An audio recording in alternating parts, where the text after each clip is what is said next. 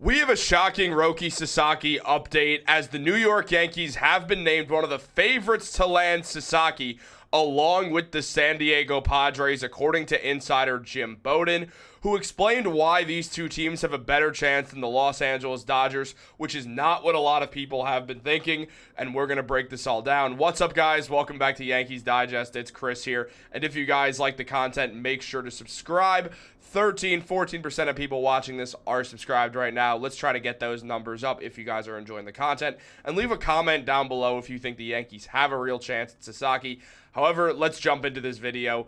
Roki Sasaki is the biggest free agent left in baseball. After Juan Soto signed, he was sort of already the biggest free agent left in baseball, along with pitchers such as Corbin Burnes and Max Fried and Blake Snell, all of whom signed with the Diamondbacks, Yankees, and Dodgers, respectively. Sasaki is now the number one free agent left. There's also guys like Pete Alonso and Alex Bregman who are still there and still have an impact on teams, along with Anthony Santander, but none of them are as big as Roki Sasaki, who is the big story left in free agency. Sasaki's a 23-year-old pitching phenom who's instantly going to come out and be a top, not even a top prospect, like when a top prospect arrives to the major leagues, he'll obviously go right to the majors and expected to have one hell of a first season as a rookie and go so on and so forth from there while he's 7 years under the protection of whatever team signs him, because he still is under 25 years old, meaning unlike when Shohei Ohtani and Yoshinobu Yamamoto came over from Japan as the last two stars to come over, Sasaki's getting a rookie deal where he'll be under protection for 7 years. This is not Shohei signing with the Angels for X amount of money or Yamamoto getting all the money in the world to go to the Los Angeles Dodgers. This is Roki Sasaki coming in and getting rookie money because he will be a young player. The best way to describe him is a first overall draft pick making his MLB debut, like when Paul Skeens came out to the Pirates and, was arguably the best pitcher in baseball once he instantly got there. Maybe that's Livy Dunn just being Livy Dunn, and that helped him, but it could also be a litany of other things, like the man's just the generational talent, or like when Garrett Cole came out in 2011. There's so many guys that you can compare him to, and Roki Sasaki looks like a number one overall pick prospect about to hit the MLB, and many people have suspected that he's just going to go to the Dodgers, but Jim Bowden has revealed the reason why he doesn't believe the Dodgers have as good of a chance as the New York Yankees or San Diego Padres. Now, jumping into this, Bowden mentioned that 7 teams have reportedly met with Sasaki and his agent Joel Wolfe of Wasserman in Los Angeles, including the Dodgers, Padres, Cubs, Mets, Rangers, and Giants.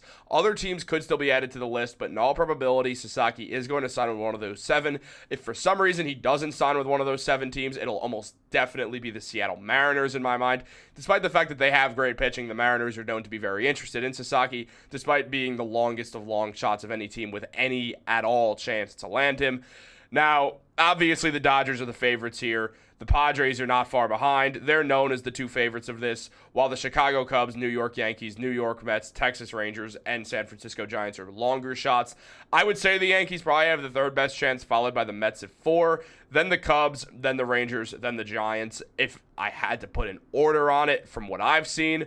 But right now, the Dodgers and Padres are viewed as the favorites. However, that might not be the case, according to Bowden, who mentioned of that group, most in the industry expect that he'll end up signing with the Dodgers. However, Bowden's not in that camp because he thinks endorsement deals with Japanese companies are going to be important to him financially, since he won't be eligible for arbitration for 3 years or be eligible for free agency for at least 6 years.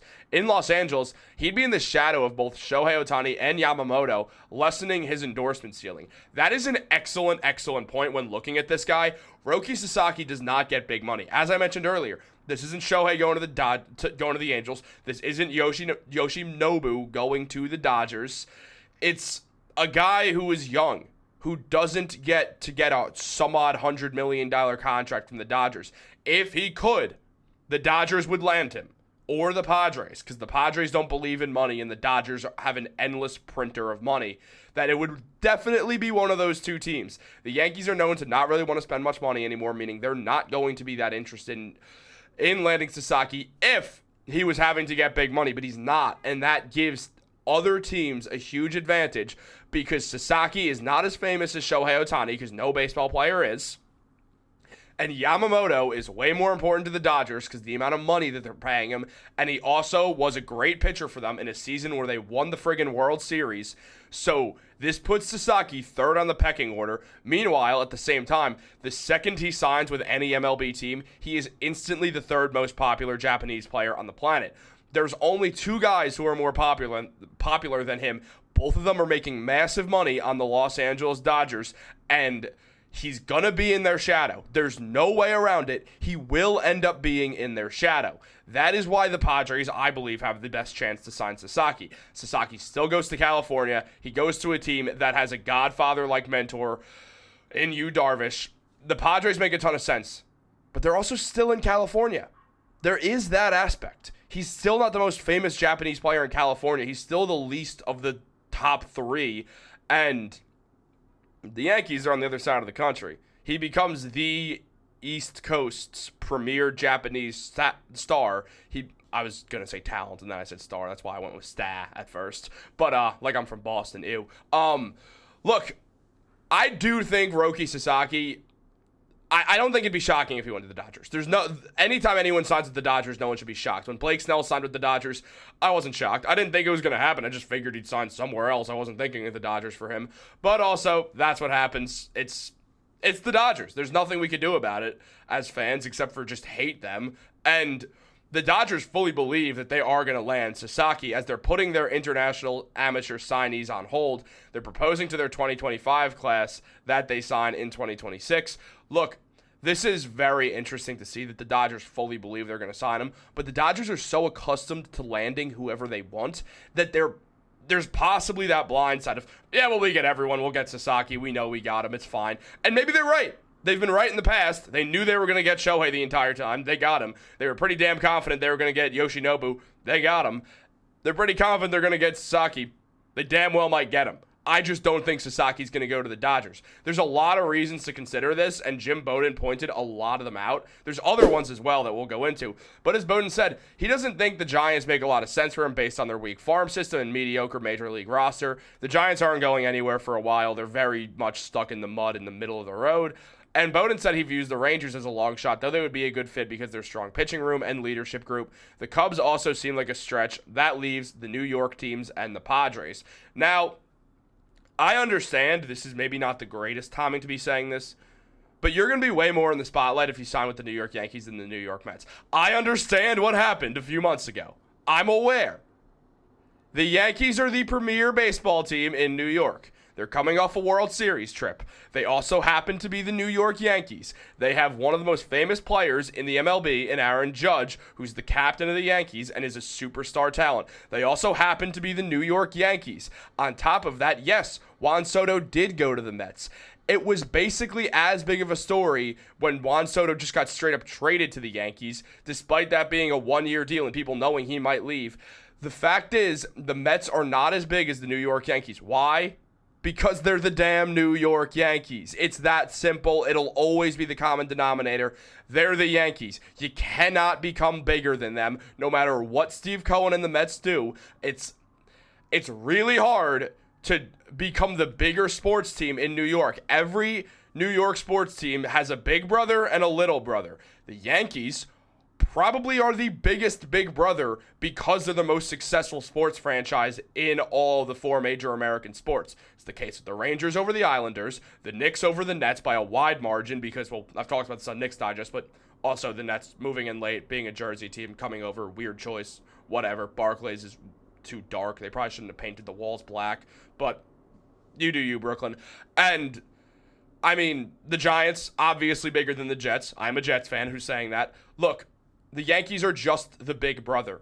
You cannot change. As much as the Mets fans like to think that you can, you just can't. The Mets can win 3 straight World Series. The Yankees are always going to be the premier team in New York. That gives the Yankees a major advantage because Sasaki knows that. He's not dumb. He's well aware of all of this. Now, on top of this, the Padres have a different problem. There's a lawsuit going on over ownership after the owner passed away. That is a problem. You think Sasaki, someone who had some problems with the Japanese media, is going to sign somewhere where there's a massive lawsuit? Maybe. I wouldn't personally if I were him. Given I'm biased because I'm a Yankee fan. But I wouldn't. I just wouldn't. I don't want to go somewhere where there's a lawsuit. There's a lot of turmoil that could have a lasting effect on players there. On top of that, Roki Sasaki's Padres links after his bad media experience could risk the Dodgers bid, meaning that, so the Padres, they had the chance because of the media issue, and then Sasaki wouldn't have to be in LA, but now there's a bunch of media coverage about a lawsuit. Who does that leave at the top? It leaves the two New York teams. The Yankees just have to beat the Mets, and the Mets cannot use their endless money of Steve Cohen to just outdo them. That's why the Mets landed Juan Soto, because all the other, not just the extra $5 million, the suites, all that stuff, because Steve Cohen has all the finances in the world to never have to worry about money in his life. Now, neither does Hal Steinbrenner, by the way, just to make it clear, but Hal Steinbrenner doesn't want to even have to think there's a possibility of him worrying about money, hence not signing Soto. But that's besides the point. That's a conversation for a different day. It's just, there's so much against the Dodgers that isn't even clear. I mean, look at the Dodgers. This is their pitching rotation. There's 75 people here. You can't pitch all of them. There's going to be a six-man rotation. You got Blake Snell, who signed there recently. He's not a superstar, but he's an MLB star who's got a name on him. Yamamoto is a big name. Tyler Glasnow is a huge name. Shohei Ohtani is the name. And then guys like Gonsolin, like Dustin May, Logan Knack, all these guys, they're all higher level prospects. Not really Gonsolin as much a prospect anymore. He's, 31 years old. But the bottom three guys here, all guys who are high level prospects in baseball. They're really going to bring in Sasaki, who then is going to have to be in this crowded room where he's not a bigger name than Yamamoto or Ohtani at all. If Glasnow starts pitching like Glasnow starts pitching, he will be more famous than Sasaki in year one. Same thing if Blake Snell keeps looking like a Cy Young. It's really going to be hard for Sasaki to carve out his own name in this pitching rotation. Mind you, it's a six-man pitching rotation. I understand Sasaki hasn't pitched a ton of innings, but do you really think Sasaki, someone who clearly loves baseball so much and loves the way he pitches, you think he wants to do a six-man rotation? Really? Do you really think that? I really don't. I really don't think that's going to happen. Meanwhile, the Yankees, they want to trade Marcus Stroman, so they got 5 guys right now. If you sign Roki Sasaki, you have a pitching rotation of Garrett Cole, Carlos Rodon, Max Fried, Luis Gil, Roki Sasaki, and they trade Clark Schmidt for someone far better than Clark Schmidt. It makes for a very, very interesting situation here for the New York Yankees, where they'll have an elite pitching rotation. It will be hard for Sasaki to carve out his own role, but at the same time, he'll be able to get it done because he's Roki Sasaki. He'll be this huge Japanese name. He'll be a bigger name than Rodon because Rodon's been good, but he hasn't been the Cy Young who the Yankees signed. Max Fried has a bunch of injuries. I'm not saying the contract's bad, but he does have a tendency to get hurt, which means Sasaki will quickly jump up that rotation to be super important. Luis Gil, yes, Rookie of the Year, but at the same time, Sasaki is a bigger name than him. The one name that he's not bigger than is Garrett Cole. That's the one guy, and Garrett Cole is a top 3 pitcher on the planet, which makes it pretty hard to be a bigger name than him. And Garrett Cole's getting older. The Yankees need an ace of the future. There's Luis Gil, but you could also create that two-headed monster with Sasaki, and Sasaki will be the bigger name. It all leads to good things when you consider all this for Sasaki. Now, on top of all that, taking a look here, as Jim Bowden mentioned, Joel Wolf recently provided an update on the 23-year-old star's unusual free agency, but none of us know how this ends or what exactly Sasaki is thinking. His favorite player growing up was Masahiro Tanaka, which would lead him to guess that he was at least somewhat of a Yankees fan growing up. He considers Yu Darvish a Godfather-type influence, and the Padres veteran mentored Sasaki during the Japanese championship run in the World Baseball Classic. Therefore, for no other reason, I'll predict he signs with the Yankees or San Diego. I'm telling you right now, that lawsuit hurts San Diego more than people are thinking, which helps the Dodgers a bit more than I think it helps the Yankees, but it also helps the Yankees. And all this stuff, low-key, going against the Dodgers. I'm not going to say I think he's going to the Yankees. I'm not going to go full delusional on you guys, but don't get it twisted. Roki Sasaki, there is a higher chance of him going to the New York Yankees than you think. Wow, this was a long video. Like, subscribe, turn on post notifications. Have a great day, guys, and go Yankees.